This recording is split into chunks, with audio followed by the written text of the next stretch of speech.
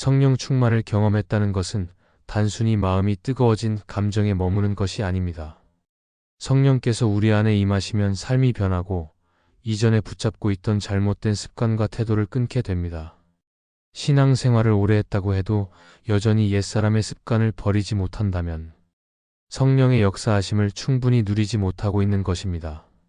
성경은 육체의 소욕과 성령의 소욕이 서로 대적한다고 말합니다. 그래서 성령의 지배를 받으면 반드시 끊어야 할 것들이 드러납니다. 그 끊음이 없다면 우리의 신앙은 겉으로만 남을 수 있고 삶 속에서 하나님의 능력을 증거하지 못하게 됩니다. 따라서 성령이 임했는가를 확인하는 가장 분명한 방법은 내가 무엇을 끊었는지를 살펴보는 것입니다. 이 주제는 우리에게 매우 중요합니다. 왜냐하면 성령 충만은 단순한 이론이나 지식이 아니라 삶을 새롭게 바꾸는 실제적인 증거가 되어야 하기 때문입니다. 첫째, 성령이 임하면 눈에 보이는 결과만 쫓는 조급한 성공주의를 끊습니다. 인간은 본능적으로 성과를 갈망합니다. 공부에서 좋은 성적을 내고 싶고, 직장에서 성과를 내고 싶고, 관계에서도 즉각적인 반응을 확인하고 싶어 합니다. 그래서 눈앞에 드러나는 결과가 없으면 불안해지고 기다림 속에서 쉽게 낙심하게 됩니다. 그러나 성령께서 임하시면 삶의 기준이 달라집니다. 성령은 하나님의 때를 신뢰하도록 우리를 이끄십니다. 그분이 주시는 믿음은 조급한 마음을 다스리고 당장의 열매가 보이지 않아도 하나님이 일하고 계심을 확신하게 만듭니다. 성경 속 사울 왕은 조급함 때문에 무너진 대표적인 인물입니다. 그는 블레셋의 위협 앞에서 두려워했고 백성들이 흩어지는 것을 보며 불안해했습니다. 사무엘이 정한 날에 오지 않자 그는 스스로 번제를 드렸습니다. 표면적으로는 위기를 극복하려는 적극적인 행동 같았지만 실제로는 하나님의 때를 기다리지 못한 불순종이었습니다. 이 불순종으로 인해 사울은 왕위를 잃게 되었고 하나님께 버림받는 비극을 겪었습니다. 그 조급한 성공주의가 결국 그의 삶 전체를 무너뜨린 것입니다. 그러나 다윗은 달랐습니다. 오랜 시간 광야에서 사울의 추격을 받으면서도 그는 하나님이 세우실 때를 기다렸습니다. 2번이나 사울을 죽일 기회가 있었지만 다윗은 자신의 손으로 이를 해결하지 않았습니다. 하나님의 때와 방법을 신뢰한 것입니다. 바로 이 믿음이 다윗을 진짜 왕으로 세우는 길이 되었습니다.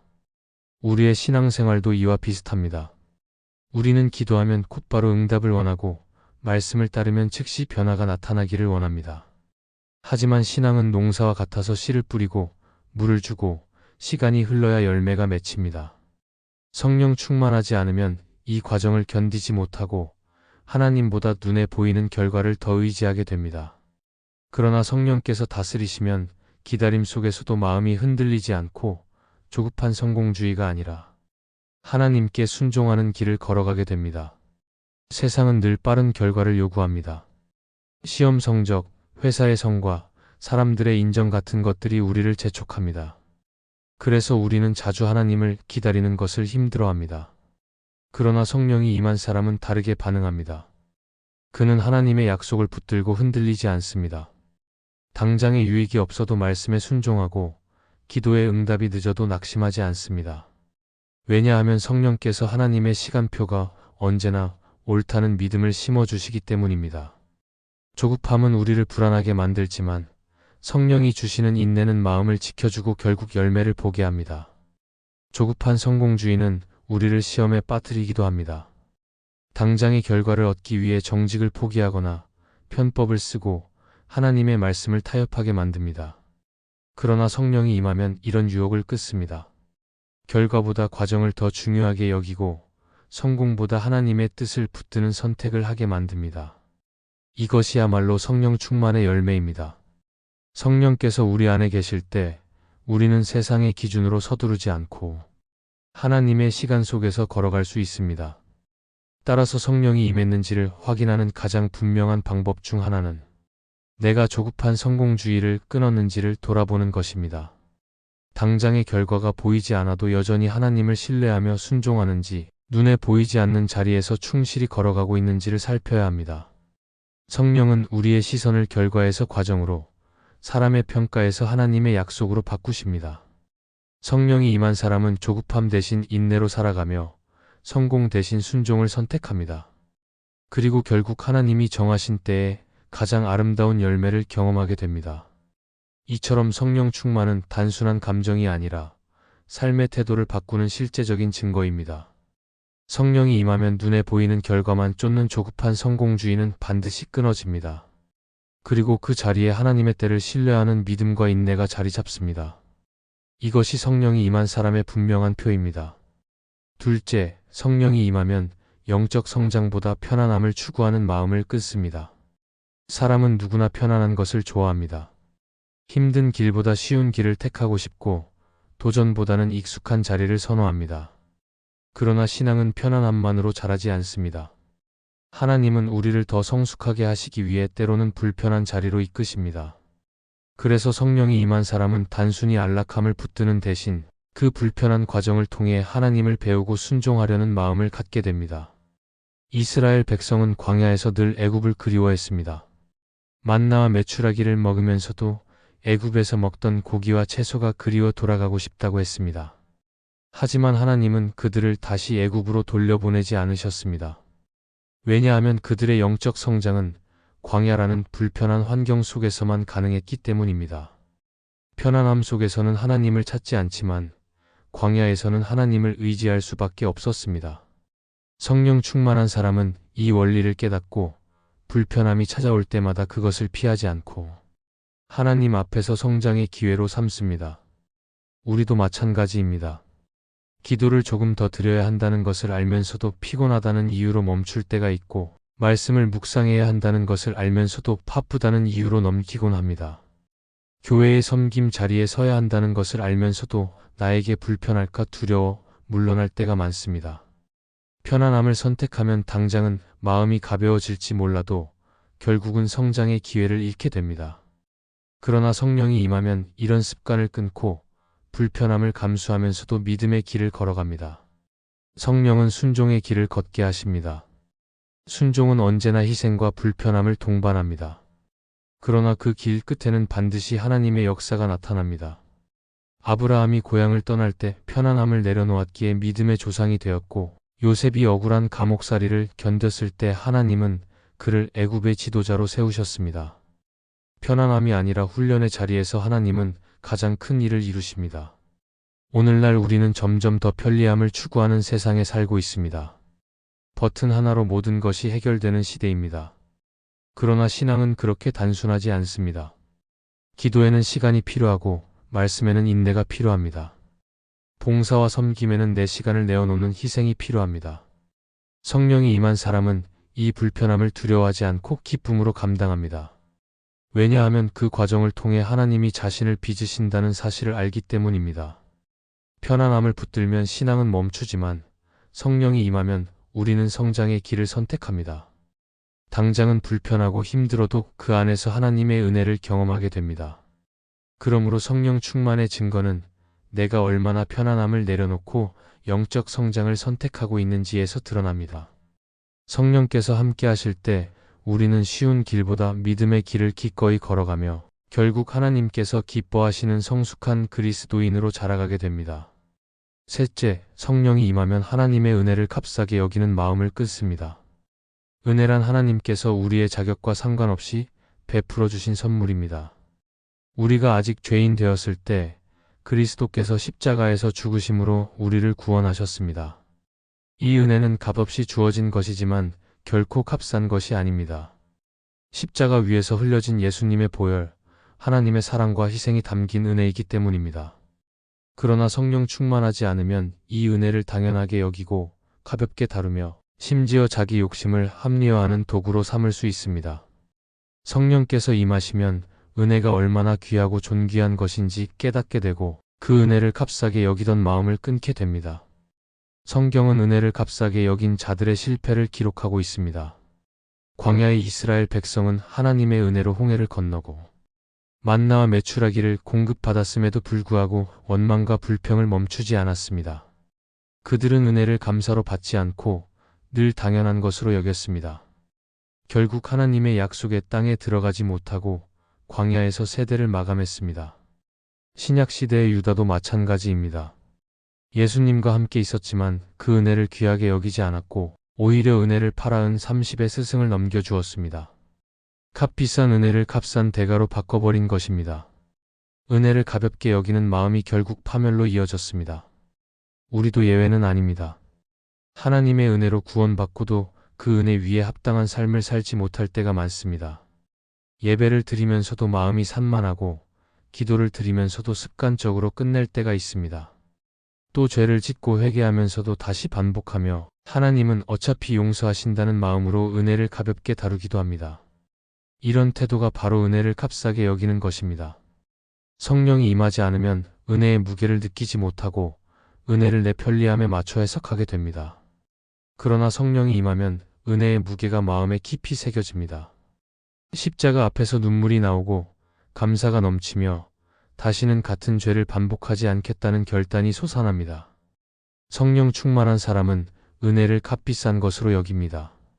은혜를 값비싼 것으로 여긴다는 것은 단순히 감정적으로 감격하는 것이 아니라 그 은혜에 합당한 삶을 사는 것을 의미합니다. 바울은 은혜로 구원받은 우리는 그 은혜를 헛되이 받지 말라고 했습니다. 은혜를 헛되이 받지 않는 길은 삶에서 열매로 드러나는 것입니다. 사랑으로 행하고 선을 베풀며 하나님께 순종하는 삶으로 은혜의 가치를 증명해야 합니다. 성령은 우리로 하여금 게으른 신앙을 버리게 하고 은혜의 무게를 알게 하시며 감사와 헌신으로 살아가게 만드십니다. 오늘날 많은 이들이 은혜를 감정적인 경험으로만 생각합니다. 예배 중에 눈물이 나거나 마음이 뜨거워지는 것을 은혜라고 말합니다. 물론 그것도 은혜이지만 성령 충만한 사람은 그 은혜를 삶으로 옮깁니다. 하나님이 주신 구원의 은혜가 값비싸다는 사실을 알기에 쉽게 죄에 타협하지 않고 하나님의 뜻을 따르려 몸부림칩니다. 그래서 은혜를 값싸게 여기는 마음을 끄는 사람은 삶이 달라집니다. 그의 말과 행동, 태도에서 은혜가 드러나고 주변 사람들도 그 은혜를 느낍니다. 은혜는 절대 값싼 것이 아닙니다. 십자가의 사랑이 담긴 은혜, 하나님의 생명이 담긴 은혜입니다. 성령이 임한 사람은 그 은혜를 귀하게 여기며 살아갑니다. 그러므로 성령 충만의 증거는 내가 은혜를 값싸게 여기던 마음을 끊었는지에 있습니다. 당연하게 여겼던 예배를 귀하게 여기고 습관적으로 드리던 기도를 진실하게 드리고 반복하던 죄를 단호히 끊는 자리로 나아갈 때 은혜는 값비싼 보물이 됩니다. 성령은 우리로 하여금 은혜를 값싸게 여기던 마음을 버리게 하시고 그 은혜에 합당한 삶을 살게 하십니다. 이것이 성령이 임한 사람에게 반드시 나타나는 변화입니다. 넷째, 성령이 임하면 자기 힘으로만 살아가려는 습관을 끊습니다. 인간은 본능적으로 스스로의 능력을 의지하려 합니다. 노력하면 된다는 말, 열심히 하면 이룰 수 있다는 생각은 세상에서 자주 강조되는 가치입니다. 물론 부지런히 사는 것은 중요하지만 신앙의 길에서는 자기 힘만으로는 결코 설 수 없습니다. 하나님 앞에서 우리의 힘은 언제나 한계가 있고 그 한계 속에서 우리는 쉽게 넘어지고 낙심합니다. 성령이 임한 사람은 자기 힘으로만 살려는 교만을 내려놓고 하나님의 능력에 의지하며 살아갑니다. 성경 속 인물들을 보아도 자기 힘을 의지할 때는 실패가 있었고 하나님의 능력을 붙들 때는 승리가 있었습니다. 모세는 처음 하나님의 부르심을 받았을 때 자기 능력을 의지하지 않았습니다. 오히려 나는 말이 둔하다고 고백했지만 하나님께서 함께 하실 때 바로 앞에 서서 큰 일을 감당할 수 있었습니다. 반대로 사사 삼손은 자신의 힘을 자신하며 살아갔습니다. 그는 하나님께 받은 힘을 자신의 욕심과 쾌락을 위해 사용했고 결국 두 눈이 뽑히는 수치를 겪어야 했습니다. 자기 힘만 믿은 교만이 무너뜨린 것입니다. 그러나 마지막 순간에 하나님을 의지하며 부르짖었을 때 그는 비로소 하나님께 사용되는 도구가 되었습니다. 우리의 삶 속에서도 자기 힘만 의지하는 습관은 자주 나타납니다. 문제를 만나면 먼저 기도하기보다 머리를 굴려 해결책을 찾으려 하고 어려운 상황 앞에서 하나님의 뜻을 구하기보다 내 능력과 경험을 앞세우려 합니다. 그러나 시간이 지나면 알게 됩니다. 내 힘만으로는 모든 것을 해결할 수 없다는 사실을 말입니다.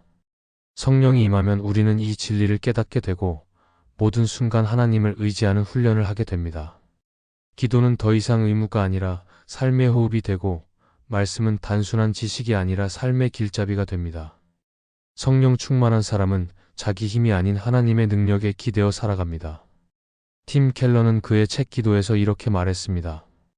우리가 스스로의 힘으로 살 수 있다는 생각은 가장 깊은 자기 기만이며 기도는 그 기만을 깨뜨리는 하나님의 선물이다.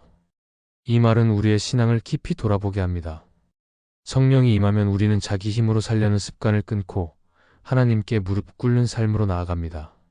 기도를 통해 하나님의 능력을 인정하고 의지하지 않았던 마음을 돌이키게 됩니다.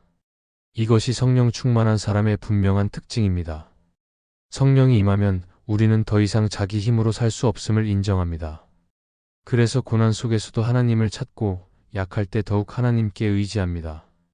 바울은 고린도후서에서 내가 약할 그때에 오히려 강하다고 고백했습니다. 성령이 임한 사람은 이 고백을 삶으로 드러냅니다. 실패를 통해 자신의 한계를 인정하고 그 자리에서 하나님이 주시는 힘을 붙듭니다. 자기 힘을 내려놓고 하나님을 의지할 때 비로소 진짜 강해집니다.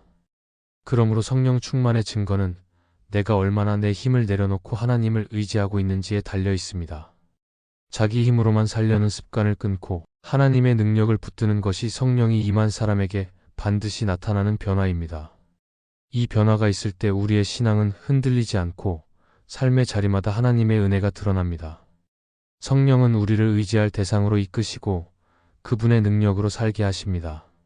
이것이 성령 충만의 분명한 열매입니다.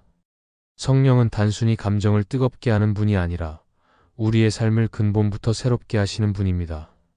성령이 임하면 조급한 성공주의를 끊게 되고 편안함만 추구하는 마음을 내려놓게 되며 은혜를 값싸게 여기던 태도를 버리게 되고 자기 힘만으로 살려는 습관을 끊게 됩니다.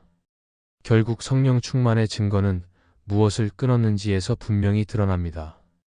오늘 우리에게 필요한 것은 스스로를 돌아보며 여전히 붙잡고 있는 잘못된 습관이 있다면 성령께서 다루시도록 내어드리는 것입니다. 성령은 우리가 내려놓을 수 없는 것을 끊게 하시고 우리를 하나님의 뜻에 맞는 사람으로 빚어가십니다. 그러므로 날마다 성령을 의지하고 그분의 인도하심을 구하며 살아갈 때 우리의 삶은 점점 더 하나님을 닮아가고 그분께 영광이 되는 열매를 맺게 될 것입니다. 이 말씀이 마음의 은혜가 되셨다면 좋아요와 구독으로 함께 해주세요. 그리고 댓글에 아멘이라고 남겨주시면 하나님의 은혜가 더 많은 사람들에게 전해질 것입니다. 여러분의 삶 위에 하나님의 은혜가 언제나 함께 하시기를 바랍니다. 감사합니다.